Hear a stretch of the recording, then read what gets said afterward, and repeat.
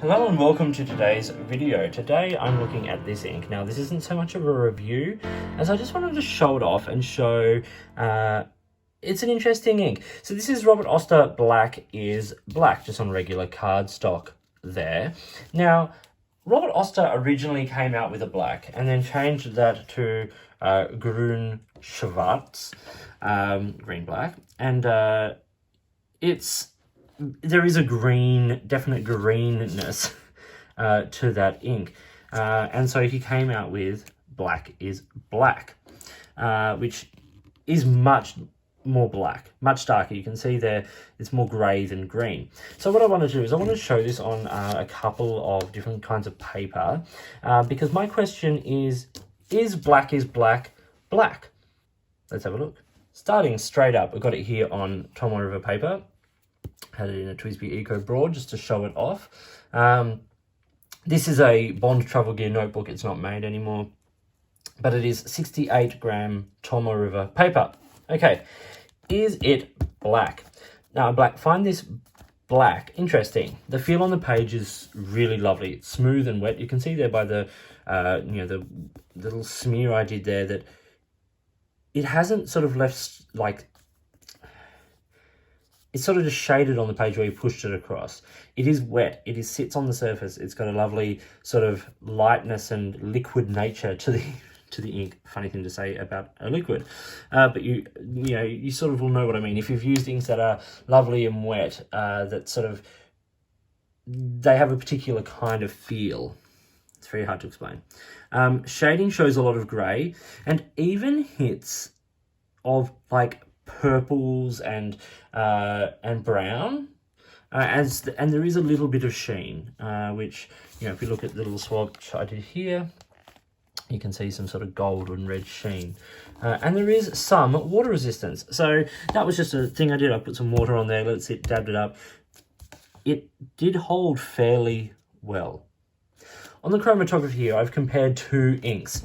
So this is Platinum Black, just from a Platinum Preppy, just a standard black ink, and then this is the Robert Oster. So you can see the chromatographies are very different. The Platinum is much blacker. It's also because it's got some more water resistance. It's held in the paper a bit more, whereas the Robert Oster has pinks and greens and blues and all that sort of stuff all through it, which is what I think actually gives the ink some really interesting character. Here it is on Rhodia paper now. It looks quite black there, but then you get you can see hits of a brown and greys all coming through, and that's a heavy swatch. Once again, very wet ink, but it looks nice and black, and you do get some hits of that sheen in the writing there as well. Performance-wise, the only thing that comes through is spots where you lay down quite a lot of ink, and actually what you can see that comes through is almost brown in colour as well, which kind of ties in with some of those colours in that chromatography there. If we look at it on lower end paper, we've got the copy paper here. You see that it performs relatively well, a bit of feathering, a little bit of bleed, as to be expected. This is not fountain pen friendly paper. And here it is on the student note paper. Once again, you can see the same sort of thing, a bit of feathering, still fairly wet, and a bit of bleed. And TWSBIs are not the wettest pens, so this is quite a wet ink. Talking about that colour difference once again, if we look at these colouring cards, you do see what I talk about with the browns, and even some hits of the purple and things like that. Very different to the Grün Schwarz, the original black, which was renamed. But just an interesting comparison, because what I'm going to show now is the comparison I made with what I consider to be one of my black inks, and that is Noodler's Heart of Darkness. So here is the Robert Oster Black is Black and Heart of Darkness there.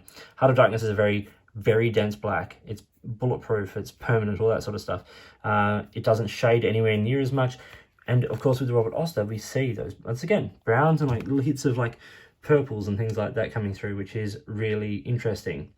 So is Black black? Well, in your writing, I think you can definitely say this is a black ink. If you're using this for art, you get a lot more out of it. You also get, at times, you'll get greens and things like that coming through, hence some of these sorts of colours, if you use it with water. But I think it is a black ink. not the blackest black. It's definitely on the grey end of black, but it is a nice ink and it feels really nice to write with, and I think it has a nice look on the page. So that is Robert Oster Black is Black. This comes in the standard 50ml bottle here, which is what I have. I hope you found this video interesting and useful. If you did, give it a thumbs up and subscribe to the channel. Hit the notifications button if you want to stay up to date with the videos that I produce. Please feel free to get in touch using any of the platforms listed below. You can find me on Instagram or Twitter at @the_offstage_me, or you can contact me on any of my videos here or drop me an email, which is listed down below. If you've got products you think I should be looking at, or if there's a way you'd like to support the channel by sponsoring a review or providing an item for review, I would love to hear from you. In the meantime, enjoy your pens, enjoy your ink, and I'll talk to you soon.